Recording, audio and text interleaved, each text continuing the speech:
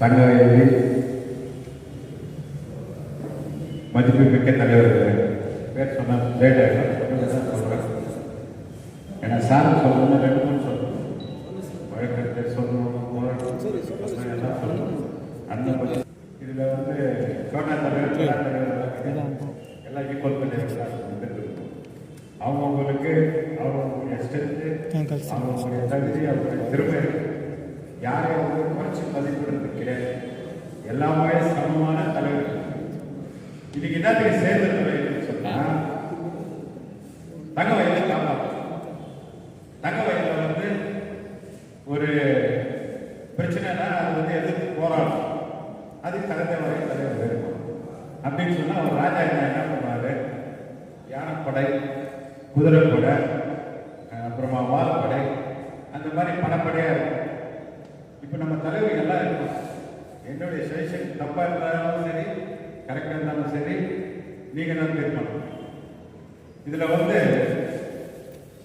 தலைவர்கள் ஜாஸ்தி. இது தொண்டர்கள் வந்து அப்புறம் மக்கள், பொதுமக்கள் தான் நம்மளுக்கு தொண்டர்கள். தலைவர்கள்னா நம்ம எதில் வந்து பிரச்சனைகள் அந்த பிரச்சனை எதுக்கு போதாடுறாங்கன்னா, இங்கே சேர்ந்திருக்கிற தலைவர்கள் இவ்வளோ மாதிரி சேர்த்து ரொம்ப நன்றி. இன்னும் வரப்போறாங்க, அவங்களே கூப்பிட்டு இதுக்கு வந்து ஒரு தீர்மானம் பண்ணணும். போராட்டம் பண்ணா எப்படி பண்ணணும், போராட்டத்துக்கு முடிவு பண்றது எப்படி, தனி ஒரு ஆளா வந்து எடுக்கக்கூடாது. இது வந்து இத்தனை பேர் வந்து இதுக்கு போராடும். 10 தலைவர் இருக்கிறாங்க. இப்போ யானை வரல, ஒரு 5 தலைவர் வந்து சேர்ந்தாதான் அதுக்கு நம்ம இந்த போராட்டத்துக்கு நம்ம போகணும். ஒரு எக்ஸாம்பிள், தலைவர்கள்லாம் ரொம்ப கஷ்டப்பட்டாங்க. நம்ம இருக்கிற நீங்களாம் ரொம்ப கஷ்டப்பட்டோம். பெம்பல்கார வந்து அவங்க கஷ்டத்துக்கு வந்து போராடுவாங்க, நம்ம உதவி பண்ண பேசணும். பட் அவங்க என்ன பண்ணாங்கன்னா, வீட்டில் அப்பா அம்மா வந்து இந்த பொண்ணு கட்டிக்கோன்னா எனக்கு பிடிக்கலன்னு சொல்லிடணும். பிடிக்கணும்னா கட்டிக்கணும். நீ என்ன பண்ணுறாங்க, இந்த கட்டிக்கிறேன்னு சொல்கிற அடுத்த வீட்டு கட்டிக்கிறேன்னு சொல்கிறோம். அப்படி என்னாச்சுனாக்கா இந்த வீடுகளெல்லாம் வருதாச்சு, கரெக்டாக சார் வருதாச்சு. அதனால நம்ம ஆதரவு கொடுக்குறாங்க. நம்மள ஒரு பேச்சு சொல்லிட்டு ஒரு இஷ்டம் என்ன பண்ணிக்கணும், நல்லதுன்னா கெட்டதுன்னா பண்ணிக்கணும். அந்த மாதிரி தான் நம்மளுக்கு போராட்டத்துக்கு வரவங்களுக்கு பாருங்க, அவங்களால நாங்கள் போராட்டத்துக்கு வரோம். ஆனால் எங்களை மதிக்கணும், இந்த குழு வந்து மதிக்கணும்.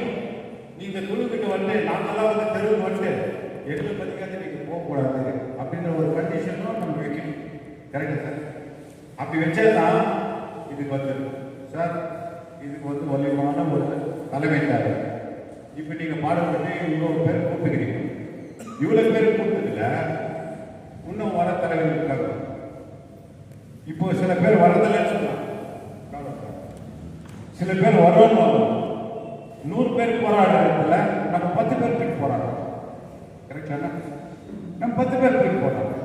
10 பேர் வரலன்னா ஒரு 5 பேர் போராடுறோம். நீ ஒன்றும் இல்லை, அவர் பேசணும்னு சொன்னாரு.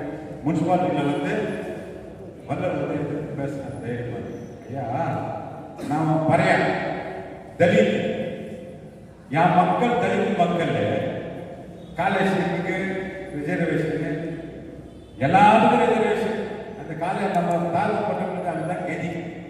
அந்த கெதி 2 வருஷம் ஒரு புலிகளுக்கு 3,25,000 பேர் கொடுக்கணும்.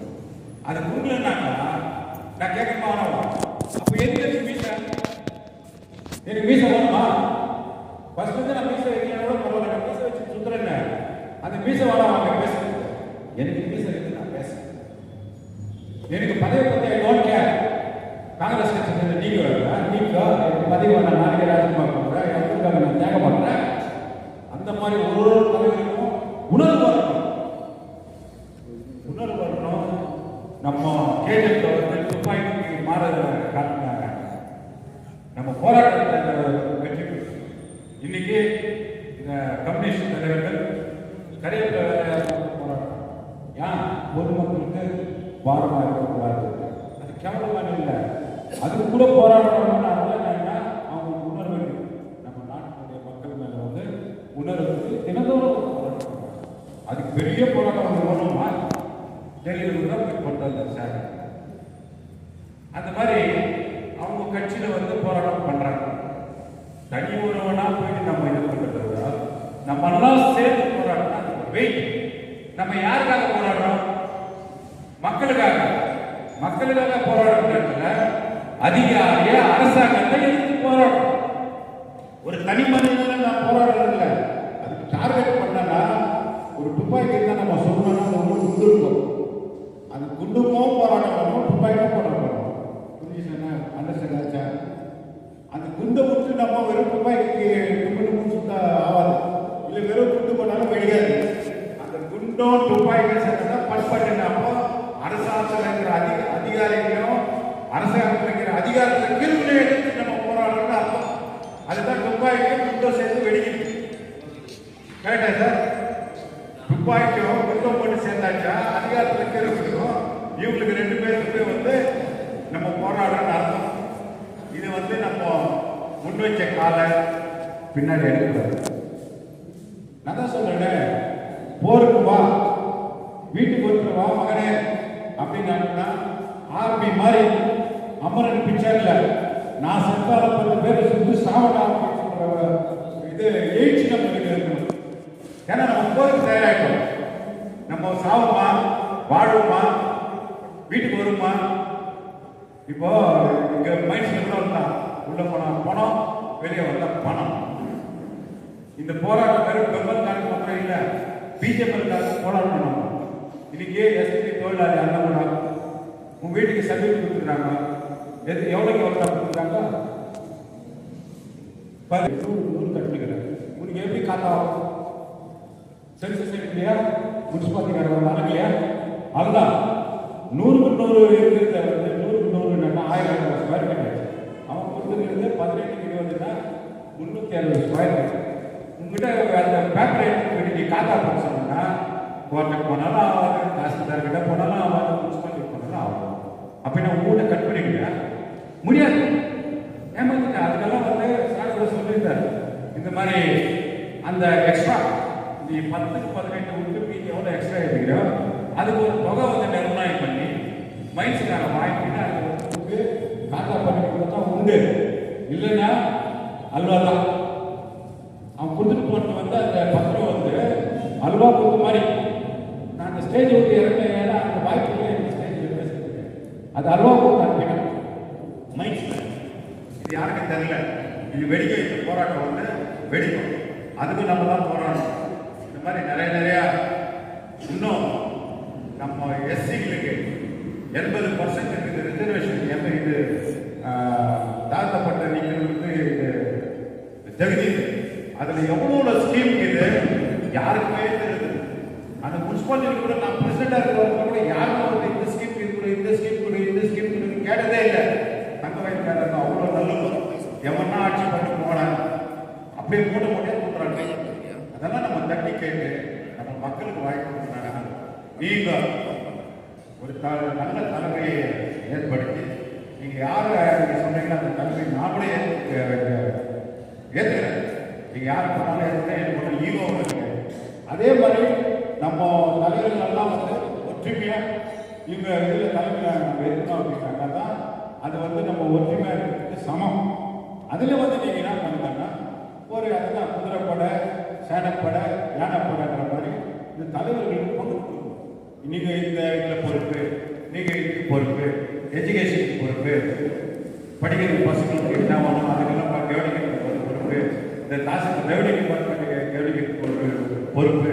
அந்த மாதிரி நம்மளுக்குள்ள போகிற எல்லாம் பங்கு போட்டுக்கிட்டு உண்மையாக போராடினா முன் வச்சக்காக நம்ம பின் வைக்கக்கூடாது.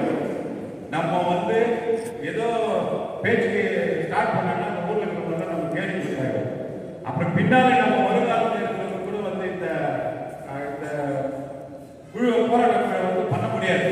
அதனால நம்ம இருக்கிற வரைக்கும் நம்ம சாவர வரைக்கும் இந்த கட்டிக்காம அவங்களுக்கு பின்னால் வரணும் ஒரு உதாரணமாக இருக்கும். இந்த மாதிரி தலைவர்களெல்லாம் இருந்தாங்க. மற்ற பேருக்கும் இங்கே வந்து நம்மளுக்காக போராடுறாங்க. நம்மளும் ஒற்றுமையாக இருக்கணும், அவங்களும் ஒற்றுமையாக இருக்கணும். அதனால இன்னொரு மீட்டிங்க்கு வராத தலைவர்களும் கூப்பிட்டுருக்காங்க, வந்த தலைவர்களும் கூப்பிட்டுருக்காங்க. வராதவங்களை இந்த ஊர் மேலே அக்கறைகளை நினைச்சுக்கிறாங்க, வந்தவங்களை அக்கறை வச்சுட்டு நம்மெல்லாம் வந்து சேர்ந்து ஒரு தலைமையை உருவாக்கி ஒரு தலைமையை உருவாக்கி நம்ம இதை வந்து முன்னெடுத்து கொண்டு தான் நல்லது.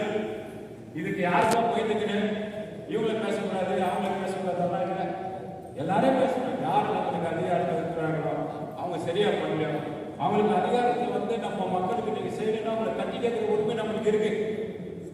இது கேட்காத உரிமை வந்து நம்ம சும்மா ஒரு லப்பர் ஸ்டாம்ப் மாதிரி ஒரு சட்டம் வச்சுக்கிட்டு தேவையில்லை.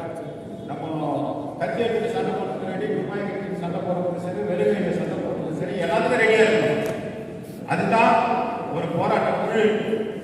அந்த போராட்ட குழு நம்ம கையில் ரொம்ப நன்மை செய்யும். நீங்க எடுக்கிற முடிவு நல்ல முடிவு. அதனால என்னுடைய யோசனை நான் சொன்னேன், நீங்க பெரியவங்களாம் டிசைட் பண்ணி நீங்க என்ன ஒன்று முடிவு எடுக்கிறீங்களோ எல்லாம் உங்களுடைய கருத்துக்களெல்லாம் ஒன்று கேட்டு கூடிய சீக்கிரமா நம்ம வந்து இதை வந்து சரி பண்ணுறோம். நான் அன்பா கேட்டு எனக்கு வாய்ப்பு அளிப்பதற்கு நன்றி, வணக்கம்.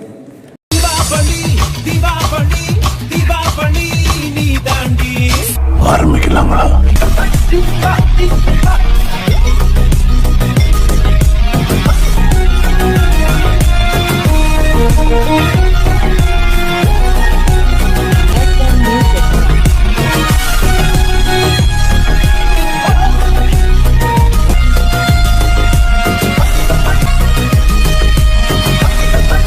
தரம் என்றும் நிரந்தரம், தரம் என்றும் நிரந்தரம், தரம் என்றும் நிரந்தரம். வாங்க.